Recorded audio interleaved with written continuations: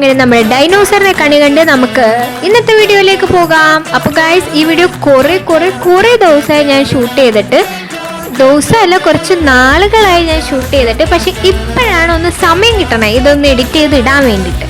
അപ്പോൾ നിങ്ങൾക്ക് എല്ലാവർക്കും ഇപ്പോൾ സ്ഥലം മനസ്സിലായിട്ടുണ്ടാവും. ഇന്ന് നമ്മുടെ സ്വന്തം ആലോ മണപ്പുറത്തേക്കാണ് നമ്മൾ പോയിരിക്കുന്നത്. അപ്പോൾ ഇവിടെ എന്തൊക്കെ ഉണ്ടായിരുന്നു വെച്ച് കഴിഞ്ഞാൽ അതിൻ്റെ ഉള്ളിലൊരു എക്സ്പോ ഉണ്ടായിരുന്നു. അവിടെ കുറേ പാമ്പും കുറേ അങ്ങനത്തെ കുറേ സാധനങ്ങൾ ഉണ്ടായിരുന്നു. പിന്നെ അവിടെ ഒരു ചേട്ടനുണ്ടായിരുന്നു. ഈ ചേട്ടനാണെങ്കിൽ പാമ്പിനെ ഒറ്റയിടലിട്ട്. എനിക്കാണെങ്കിൽ പാമ്പിനെ ഇഷ്ടമല്ല, എന്താണെന്നറിയില്ല.